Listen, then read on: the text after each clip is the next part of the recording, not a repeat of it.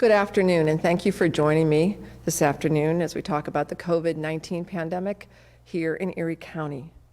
Unfortunately, today, I have to announce that we have 7 new positive cases of COVID-19 in Erie County. That brings us to a total of 53 positives. We've had 1,213 negative tests. Of these 7 new cases, 1 is in their 20s, 1 is in their 40s, 2 are in their 50s, 2 are in their 60s, and 1 is in their 70s. 3 of these new cases are connected to a known positive. 1 is related to travel to an area where we know COVID-19 is very prevalent, and 3 of those are still under investigation by the Department of Health. 4 of the new cases are located in Zone 1, 2 in Zone 2, 1 in Zone 5. And this can be found on the cumulative cases map by zone at eriecountypa.gov. Contact tracing, as always, continues by Erie County Department of Health. On the state, the numbers now are over 29,000, 29,441. And the deaths are 756. This is 1,706 new cases and 49 new deaths recorded in the past 24 hours within the Commonwealth. Warren County still has 1 case, Crawford County 16. Chautauqua County has 27 cases and 3 deaths, and Ashtabula County has 45 cases and 3 deaths. We all need to continue physically distancing, as you can see. We need to continue good hand washing, 20 seconds, sanitizing all of our surfaces, and wearing our masks. You can find information about masks under resources on the COVID-19 page of eriecountypa.gov. The new order issued by Secretary Levine, set into effect this past Wednesday, has understandably sparked a lot of questions. The enforcement team at the health department is actively seeking clarification from the state and working on guidance to help you, our life-sustaining businesses and organizations, be in compliance, and to help you, our citizens who visit those businesses, to also be in compliance. Yesterday, I asked all of our businesses to start to develop a written policy on how they would comply with this new order. Once you've developed your plan, please keep it on site. You do not need to send it to the health department. But if you are in need of any help in writing your plan or have information about how you can better comply, please email your questions to ecdhinfo@eriecountypa.gov with any questions. And you can also always call 451-6700. These measures are not punitive in how they are being implemented. We're here to help you and to help you comply. And we're going to continue to help you. This is truly the first step towards recovering and restarting the economy in Erie County. So we're masking up for recovery. If we begin these measures now, as we start heading to a recovery, they will become standard practice when all of our businesses are able to reopen. But if we don't do this, we will undo the work that has been done so far. I want to tell you that I have reached out to the governor's office, and I have offered for Erie County to be looked at as one of the first places that could be reopened for business because of the citizens and how well you all are coming together, and our businesses and how well you've come together to support all of these measures that we've been putting in place. But to be considered by the state, we must demonstrate that Erie County is using masks, that Erie County is taking temperatures of all their employees coming in the door, and that Erie County is taking precautions necessary to prove to them, the state, that we are a perfect place to pilot the reopening of our economy. Now, the type of thermometers that are needed, and this is in the order, should be medical use or non-contact thermometers. The thermometers that restaurants have to check the temperatures of foods are not adequate. They are not calibrated to the level they need to be. In Erie County government, we had actually already begun to decide to do this, and our thermometers arrived today. So we will now be doing a temperature check on every employee coming into our building. I fully believe that the citizens of Erie County can truly set the example for the state and beyond. And I truly believe that we can prove that we can get back to normal, get back to work by following the proper guidelines. I spoke with EMTA CEO Jeremy Peterson, and he and EMTA strongly recommend that all passengers wear masks while on board EMTA buses. The key points for passengers are posted on all EMTA assets, including keeping that 6-foot social distance. Please enter and exit the buses by the rear door if you are able to minimize contact with that driver. If any media outlets have additional questions or concerns, please direct them to jpeterson@ride-the-e.com, or you can call 814-452-2801, extension 115. Once again, there is a lot of information and resources at eriecountypa.gov, including how to make your own mask. You don't need to have something fancy. Again, just something that covers your mouth and your nose. So go to our webpage, or you can always call us at 451-6700 and email us at ecdhinfo@eriecountypa.gov. Yesterday, I was asked some questions about what the county is doing and how we are looking at our fiscal picture specifically. So I will let you know that starting Monday, as I said, we will be taking temperatures of our employees and requiring everyone to wear a mask. Unfortunately, we will also be furloughing our non-essential employees beginning on May 1st, and they are being notified of that today. The following directives will be effective immediately for county government. All job openings must remain open for a minimum of 60 days unless deemed absolutely essential to the business operations by the Director of Human Resources. We're eliminating all unnecessary travel for the remainder of 2020. All travel outside of normal business operations must be evaluated and approved by the Director of Finance. And we're eliminating all non-essential and emergency purchases and non-emergency purchases. And the Director of Procurement will be, as always, reviewing and evaluating all purchases very closely. And department leaders will be requested to limit all overtime for the remainder of the year as much as possible. Hopefully, our furlough will not last long. Hopefully, we can get them back to work and all of you back to work and be back to business as usual in Erie County. But again, that is only going to happen is if all of us, all of our businesses that are open, all of our citizens, all of us come together to follow the directives that the state has put forward. And now, President Judge Trisilla will share an update on measures being taken at the Erie County Courthouse when it comes to the courts. Judge Trisilla? Thank you, County Executive Dahlkemper. I'd like to take this opportunity first before I address the public to thank you for your leadership. The daily briefings are both helpful and insightful. I think they give our public confidence with information. And I also want to personally thank you for being so cooperative with the courts. As the judicial representative of this part of government, I wanted to let the public know that your staff and your administration has been always willing to cooperate with our department and our administration, and it's been very helpful in framing our policies. So thank you very much. Good afternoon, ladies and gentlemen of Erie County.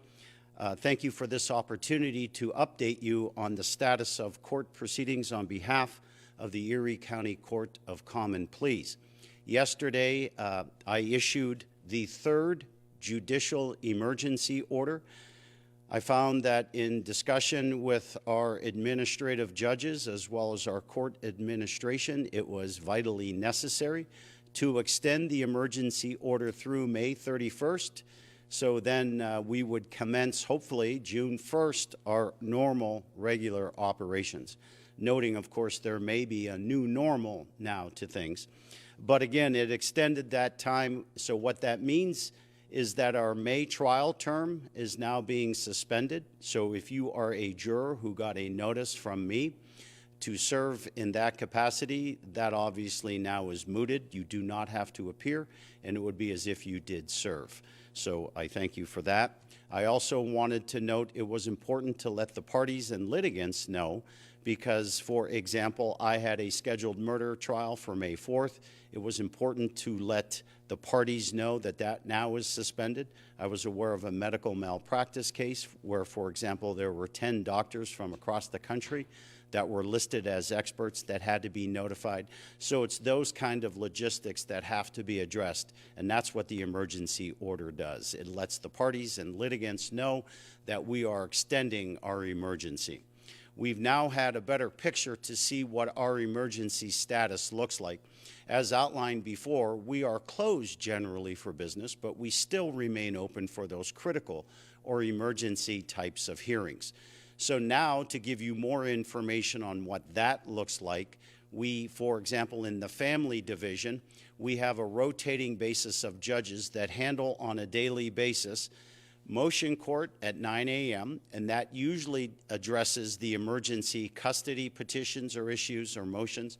It also addresses emergency guardianship requests filed, for example, on behalf of an incapacitated person or on behalf of a minor that contemplates their safety and well-being. And in the case of an incapacitated person, it's necessary to protect, obviously, their financial interests. So those matters are heard on a daily basis. Then following that motion court, we would go to temporary protection from abuse orders to address individuals who want or seek the permission and order of court to be protected from someone who's alleged to have abused them. Those are very important, and we consider those critical hearings, and we have those on a daily basis. Then we have final protection from abuse hearings.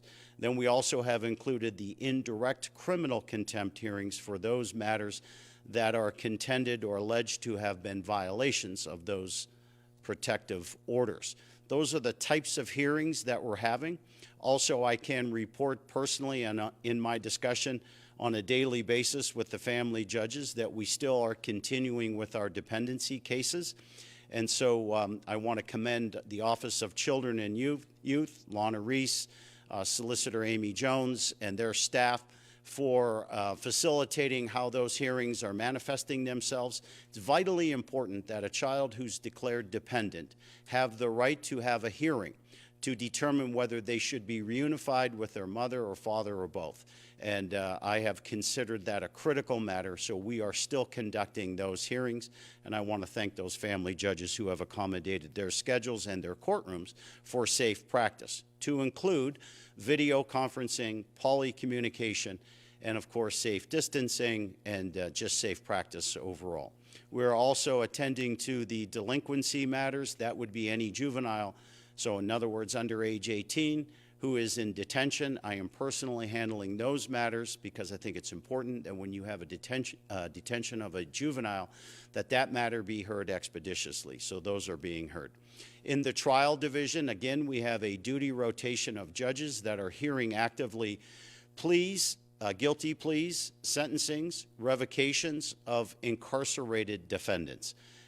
Again, because they have a protection under our Constitution to have their matter heard in a timely and speedy fashion, those matters were considered critical, and we've been doing that now for a month.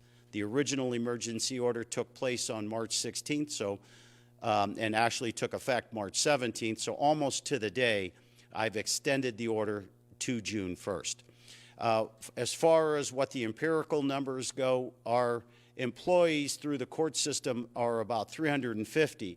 260 actually physically report to the county courthouse. Because of the emergency order, we now have 80 physically reporting, so that has also reduced the risk of safety to those employees as well as the public. And on an average, we have between 1,300 and 1,500 members of our public visiting the courthouse for various matters. We've reduced that to less than 20. So again, I think the courts are participating as a piece of this puzzle to ensure the safety of not only the community but our employees. I also wanted to thank Sheriff John Loomis and his staff. They are part of the unsung heroes that are still reporting on a daily basis to ensure the safety of the court and the courthouse, and they're there actively screening individuals who do come to the court. There are many unsung heroes, and I don't have the time, and I would be remiss going through the list of thanking all those individuals. But trust that the courts are working on a daily basis to balance those needs of the public as well as the needs of the court employees, keeping both safe and getting to our critical hearings. We have supported County Executive Dahlkemper's mask initiative. I think it's safe practice. I am leaving, however, the discretion to utilize a mask up to each individual judge once you appear at the court room of that assigned judge. Then it will be up to that judge to determine in their discretion how to manifest that practice. I will guarantee that there will be no one denied a hearing because of a lack of mask in traveling from the entrance where you're screened to your courtroom. Those will be made available, and that would never be an impediment to having your right or matter heard in a courtroom. I want to thank you for your patience. Again, we're acting together in this. It's truly been a team effort, and there isn't a day that doesn't go by that we don't collectively meet and discuss how our policies can be improved or in any way enhanced. So thank you for your patience, and thank you, County Executive Dahlkemper. Thank you so much, Judge Trisilla, and it's been a great partnership with the judge and the court system, as well as with all the elected officials across county government. So I really give a huge thanks to each and every one of them. In closing, I would like to invite everyone to recognize our essential workers tonight. Representative Bob Mursky has encouraged everyone to light up Erie and to show their appreciation for all those essential workers out there. So this is a very easy thing to do, but we can collectively make Erie County just shine a little brighter tonight by flipping on your porch light or your front door light at 8 p.m. tonight. So hopefully we will see our community lit up. Just again, a little way of thanks to all those essential workers out there. And now I'd like to turn over to the media for questions. And today we will start with Erie News Now. Good afternoon. A question for you regarding layoffs here in the county. Can you tell me roughly how many workers will be affected, and can you give me some examples of positions that will be eliminated for the time being? So there's approximately 100 employees who will be furloughed, and the vast majority of those people are within our library system. As you know, our libraries have been closed for a number of weeks now, and so that will be the vast majority of individuals. But there are some from various other departments. And will those workers keep their benefits during their furlough, or do they lose all of that as well? They will be able to keep their health benefits, and when they return, they will then they will not have to pay their premiums while they are out, but when they come back, they can either decide to pay that premium that they did not pay either in a lump sum, or we will work out a plan to take a little bit more out of their paycheck over a period of time. But they will not lose their benefits while they were furloughed. Talk Erie? Yes, good afternoon. Hi. Just regarding the mask issue, I saw a report earlier today where in L.A., law enforcement was handing out masks at the entrance to big box stores to those that don't have masks. Do you see the county kind of asking for some help? Because obviously government entities have better access to a lot of this personal protective equipment than the average citizen certainly does. Right, so very good question about the masks.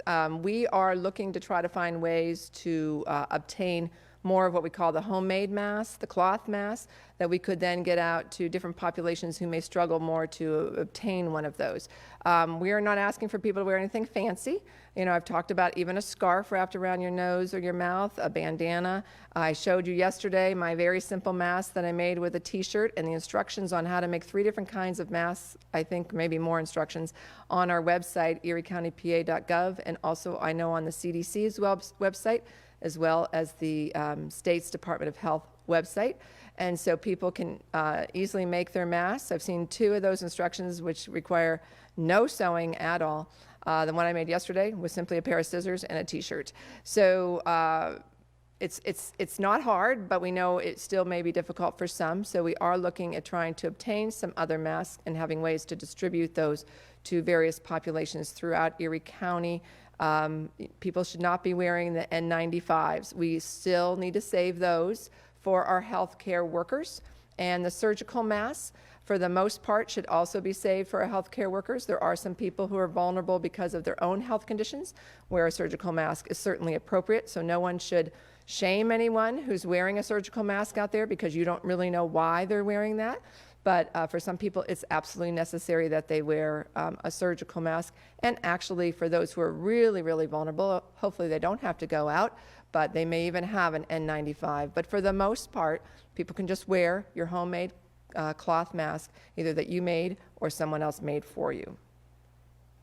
Just for clarification, ma'am, if somebody is attempting to walk into a store without a mask, they're to be told to turn around until they get one, right? So it is going to be up to the business to have masks for all their employees and to ensure that those coming in also have a mask. Now, again, we're not trying to be punitive here, and people still need to get groceries and still need to get medications, and no one should be denied that. The regulations from the state basically state that if someone doesn't have a mask, then the grocery store or the pharmacy, those truly life essential things that people need, the store needs to make sure there's some way to bring that out to the individual, to their car. So, you know, I'm hoping that some businesses can find some masks that they could even leave at their front door for those people who come in and maybe don't have a mask, and then now they would have one. And as Judge Trusilla indicated, we are going to have masks at our doors at the courthouse for those few visitors. As we know, it's down to about 20 a day, but if we have any coming in for a court hearing or any other truly essential purpose, and they don't have a mask, we don't want to deny them access to their legal rights or even to the work they're trying to do. So we will have some masks available at our front door for those few people that are entering our business. And so that's what we're looking for other businesses to do. We also know that this directive came down on Wednesday. It went into effect on Wednesday, but you know, we're asking for full compliance by Monday. But we also know some of these things are going to be very difficult. Like, we're also asking all businesses to do a temperature check on their employees coming in the door.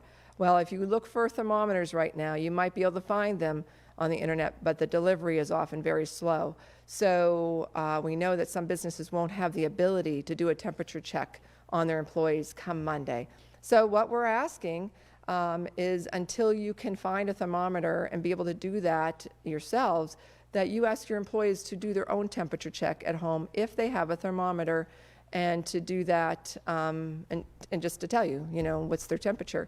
It sounds all very onerous, and I know a lot of businesses are wondering how they're going to do that, and that's why we're saying we're here to help you at the health department at that 451-6700 number, or at our email at ecdhinfo@eriecountypa.gov. We want to answer your questions. We want to help you figure out how you can get through these new guidelines and be able to still conduct your business. And so that's what we're there to help you with. We're trying to all navigate this new world together. But again, I go back to the fact that if we can really show that Erie County can do this and do it really well, and we can see our numbers that right now are rising quite significantly, see that drop and truly level off, we think that we could be one of the earlier counties that get to reopen fully in terms of our businesses. Jet TV? Thank you. Hi, Kathy. It's Samir. So with these 7 new cases, do we think it's just happened, like these test results, they all came back, or do we think these are like fairly new? They're fairly new. And I mean, one of them I know, the test just came back within less than 24 hours. So, I talked about the holiday weekend. Did more people get together than had been prior to that? I don't know if that's the case or not. Will we continue to see these numbers for, a few more days rising like this? I don't know. I don't have that crystal ball that we'd all love to have, but we do know that, I mentioned a number of these cases, 3 of them, I believe. We know that they were from being near someone else who was a known positive or who became a known positive, probably maybe even after they were around them. And that's the thing. People often don't have symptoms right away, and yet they're still contagious. And then we have 3 cases that we don't know right now, and it's probably some sort of community spread. So again, social distancing, wearing a mask, wiping surface off, washing your hands 20 seconds once you come back home, or putting your hand sanitizer as soon as you get out of a store. All of those kind of things have to be part of your daily and hourly and minute by minute routine. And it's a new world, and it's a different thing for all of us to adjust to. And behaviors are hard to change. It's hard not to touch your face. We all feel, as soon as you say don't touch your face, everybody wants to touch their face. And so we have to just keep kind of talking about all these things that are important. And so we really believe these cases, again, are probably just because too many people have gotten together. They've gotten within 6 feet of each other. They didn't have masks on, and they had some contact with somebody who probably at the time maybe didn't even know that they were contagious, but they were. And that's the tricky thing about this virus. That's the dangerous thing about this virus. Then is that worrisome, I guess, for you, since we are talking about trying to get the economy open back up, and Erie County possibly being part of that first wave? I imagine that has to be a little worrisome for you. It's extremely worrisome for me. I was worried yesterday when I announced 4, and then today 7. These are big numbers for us as a county. They aren't big maybe compared to some other counties who have huge numbers, but we had been going along pretty well with just a few cases, 2, some days none, some days 1. And so this is the largest number I've announced yet in one day. And so if this trend continues, then you have to think about each one of those people and who were they around. And are we going to see some, the more numbers you have, of course, the more contacts you have to make and put people in quarantine. But some of those people in quarantine could then be positive, and maybe they were also contagious before they go into quarantine. And this is also just another thing why it's important for people to stay quarantined for those 14 days once they've been told to by the health department, because people become contagious and they don't even know that they are. And we know we have a lot of people out there, 25% of those who are positive, who have absolutely no symptoms. Erie Times News? Yes, Kathy, it's David. Just to go back to what you had just said about it, is there anything from the investigations that confirms it was an Easter weekend get-together on any of these cases?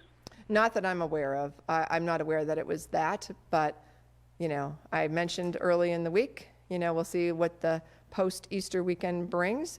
But today is Friday, so these cases came in late yesterday and early in the morning today.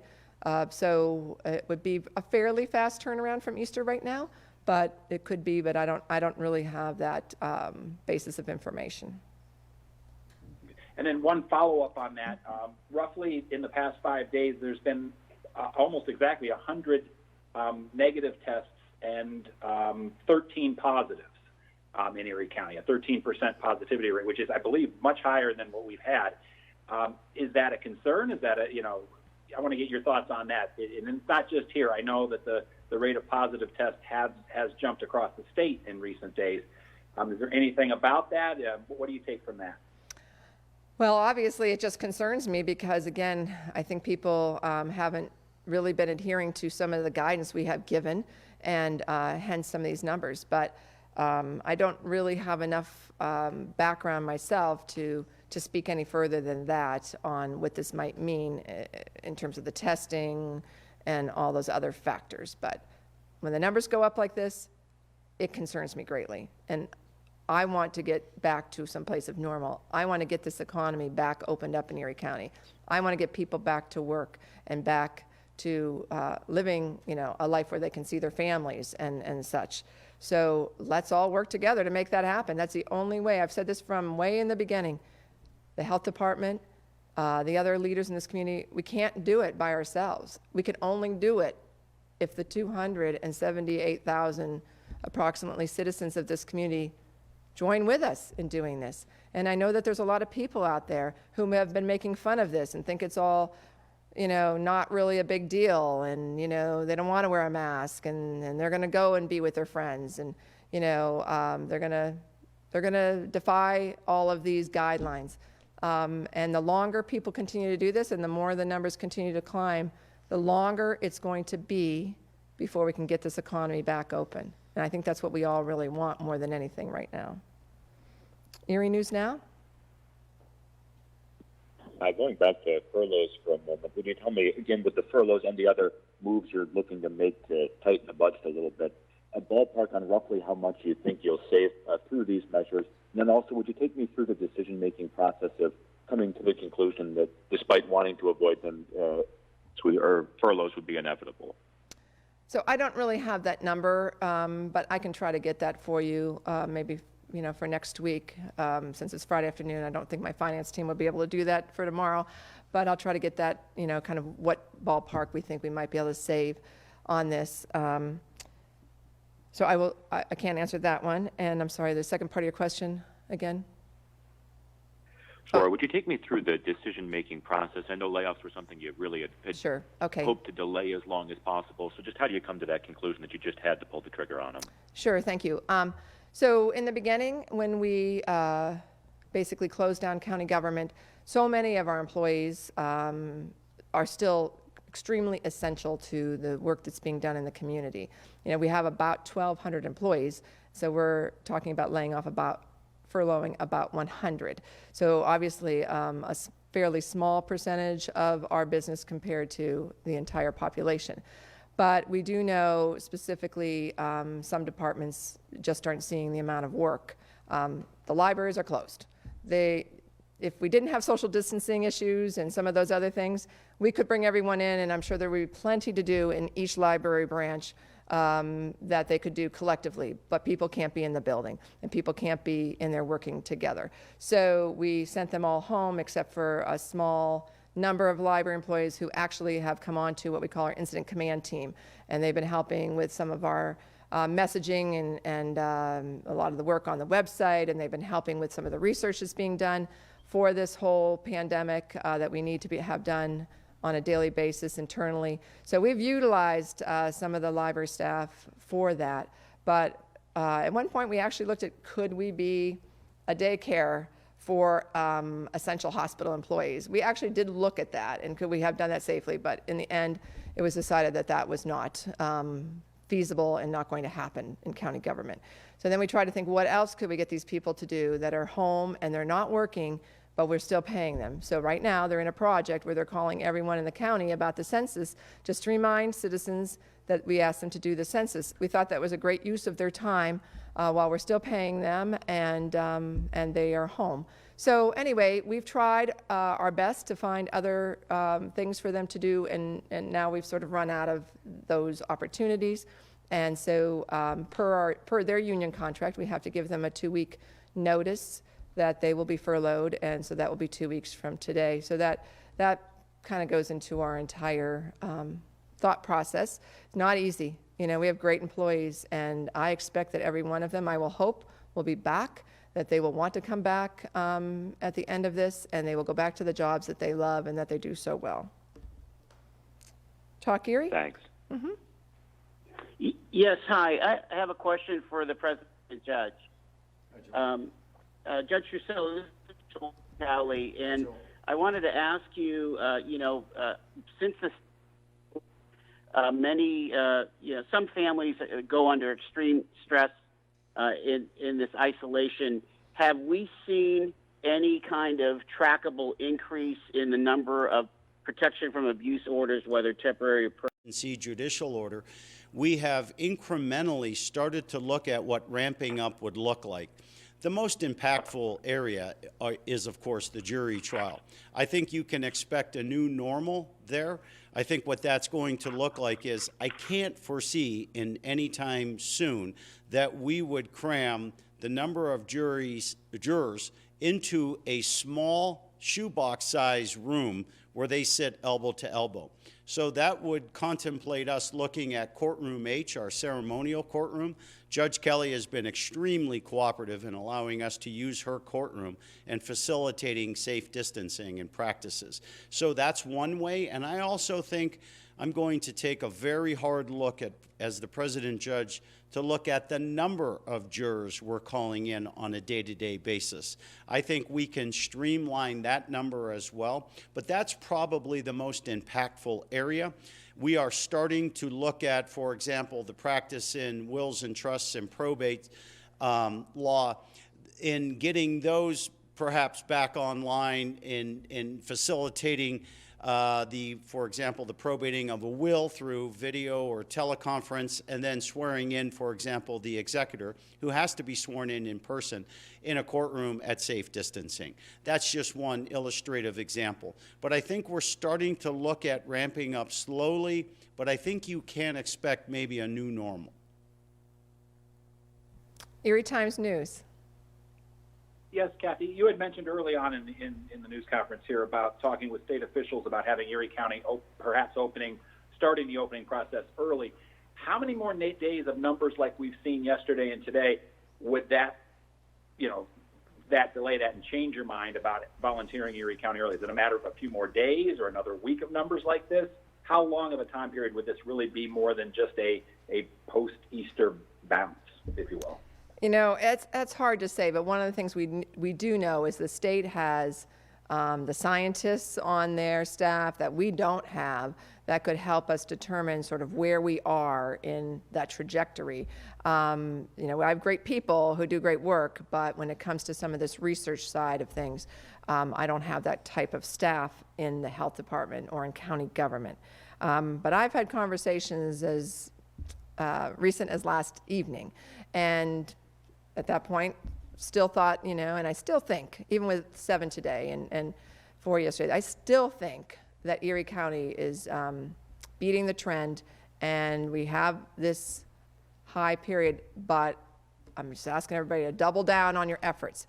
Maybe people were getting a little complacent as our numbers weren't growing, and so we need to double down on our efforts. Let's show that we can do this, and then I hope the state really does look long and hard at Erie County in northwestern Pennsylvania as being one of those places, probably the best place in the Commonwealth that has the talent and the skill set to be able to do the work. But we cannot do it without the support of the State Department of Health and the scientists and the really talented people that work in that department. So it's going to have to be a partnership. We're not going to do this on our own. And it's a partnership with our business community, our chamber, our Manufacturers and Business Association, and just so many others. So we're going to be starting some talks around that just to be prepared, because one of the things we were not prepared for the closure of all these businesses when that happened. It was very quick, and boom, all of a sudden businesses had to close. So as a community, we've been talking about the fact that we need to be ready for our reopening, and we need to have a plan. And so we are already starting to collectively talk about, what does that look like when the state says yes and when we're able to do that. But those time periods, that time frame is really on the state to help us determine. And a quick follow-up, you didn't mention recoveries. Are we still at 22 people recovered from COVID-19 in the county? Yeah, I didn't mention. I don't think I got an update on that today. I don't remember. I might have gotten, I don't remember another number besides that, but I will definitely have something for you tomorrow if that's changed at all, okay? All right, thank you. Sure. Erie News Now, do you have any final questions? Yes, please, if I may. Just one final one regarding eventually opening things back up and understanding that will still likely be a while. Do you have some sort of a framework in your mind how you see this going? Would it be something where it's kind of a blanket lift of restrictions, or would you slowly increase which specific businesses suddenly fall under that essential category and could reopen? Just any clue of how you might eventually roll that out? Again, it's going to be up to the state because they are the ones who close the businesses down. And so they're going to have to determine how that, comes about and how they reopen that. And I have not heard any plan for which businesses, if it would be all at once or if it would be a few at a time. But we'll wait on guidance from the state and the Department of Community and Economic Development on that. And are you hopeful that the state doesn't do this as a Pennsylvania suddenly back open? Are you hopeful that maybe we could reopen sooner than some of the other harder hit areas? I am hopeful that that's what happens, and that's the kind of conversation that I've had with the state. And I think they're looking at this from my conversations with them too, looking at parts of the state where we have not had the devastation such as they've had, for example, in the southeast. And so many of those Philadelphia and what they call the collar counties of Philadelphia, just as an example of an area that's been really hard hit. Talk Erie, do you have any final questions? Yes, ma'am. Just one for you. We're entering another weekend where the faithful will not be able to attend in-person worship services no matter what their religion. And I heard an evaluation today that stated we villainized the churches that kept the ice cream shops and donut shops open. They were allowed to practice social distancing, but somehow the minister was not awarded that opportunity. Do you care to comment on that evaluation? You know what? There's a lot of things about some of the closures and that have me sometimes scratching my head a little bit. And we've tried to help every single business figure out how to do it in a safe way. And so I didn't make those decisions. That was done on the state level, and they had their own decision-making process, of which I'm not privy to.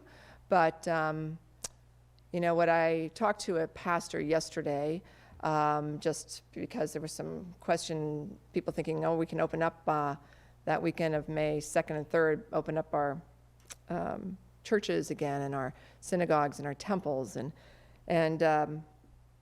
But this pastor and I had a conversation about people's lives. And so I think the churches, that's, of course, something they care very much about is people's lives, and especially the most vulnerable and many elderly people that are in many of our churches. And so what does that look like going forward? And this pastor told me that he was making a plan with his fellow congregants and other religious of moving from one service to two and having one specific service for senior citizens and people who are more physically vulnerable. And it's great that he's already figuring a plan out for when things do reopen. And so I just appreciate all of the churches who did close their doors, and which I believe is all of them, and that they did that because they want to save people's lives. And they're finding new and unique ways to reach out and to really support the people that they pastor to over this really difficult time. Jet TV? Thanks. Do you have any final questions? Yeah, Kathy, just one last one for you. So let's take a look back at the stay-at-home order. How do we think it's gone overall in the county, and do you think people are starting to really get tired of this? I think people are very tired of it. You know what? I'm tired of it. I think we're all tired of it. I want to go out. I want to do more things. I'm going to have a Zoom party with some friends tonight, so we're all going to get on a Zoom call together, and friends I haven't seen now in quite a few weeks. So I'm doing the best I can too, and everybody's trying to do the best they can. And it's hard. It's really hard. It's hard for all of us. And I think we're all really tired of it. But I also know that it's saving lives, and it's the only way we're going to get our community back up and going is if we all do stay home and do keep our social distance and do wear a mask and do wash our hands and all of those things that we keep talking about. And I know it sounds like I'm a broken record some days, and I sound that way to myself sometimes. But we know it works, and we know we don't have any other tools. We don't have a magic bullet. We don't have a magic pill. We don't have a magic shot. And until we get that, unfortunately, we're going to have to do this until we can find a way out of this. And it's not just the United States. I actually think we have had a lot more freedom than other countries when I've seen complete lockdowns of people in neighborhoods in cities such as Madrid and Rome and Hanoi and all sorts of places across this globe. So let's just do our best, Erie County. Let's just continue to support each other and find ways to connect. Turn on your lights tonight at 8 o'clock. Do whatever it takes to find some beauty in your day. I posted a picture yesterday. I was out walking, and I happened to walk by Erie Insurance and all these beautiful bulbs out there. And so I took a picture and posted it because it was something that delighted me yesterday. I try to find something in my day that is life-giving, something that lifts me up. And I can't say enough that it's just hard, and it's hard for each one of us. And I wish we could all take this away from every one of you. But generations before us have suffered much more than this, and in much more dire ways. And now it's our turn to show what kind of a strong generation we are. And I thank the people of Erie County for doing that. Erie Times News, do you have any final questions? Yes, Kathy, just on an age breakdown, what we see in Erie County is a much higher percentage of people with COVID ages 50 to 64 than we do statewide. It's 4 times the number, 36% versus just about 9%. Has anyone from the health department talked about that with you, why we're seeing that particular age group get hit so hard by this in Erie County as opposed to the state?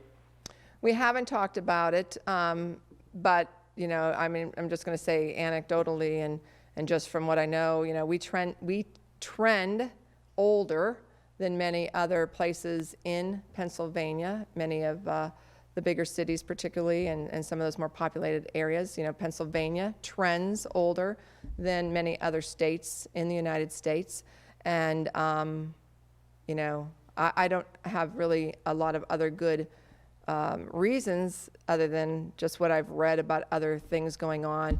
The 25% of the people who are positive and don't know they are, what we call the asymptomatic. Anecdotally, I've just heard of a lot of younger people who kind of fall in that category, but I don't think it's just kept to younger people. That's just anecdotally.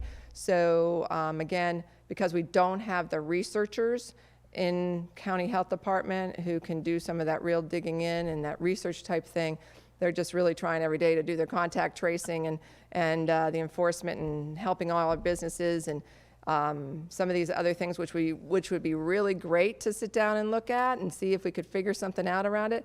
Unfortunately, we don't have the bandwidth or the time to be able to do that right now, but things are busy. Things are really, really busy at the health department. I mean, there's so many things I haven't talked about here, what we're doing, but it is a lot of work for everyone who works for Erie County right now, and particularly the people that are in this incident command structure.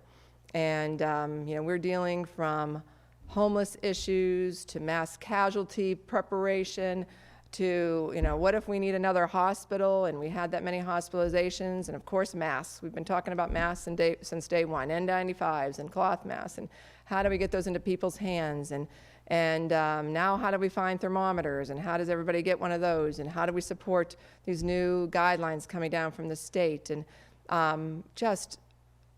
it's mind-boggling, all the things that come in front of us on a daily basis.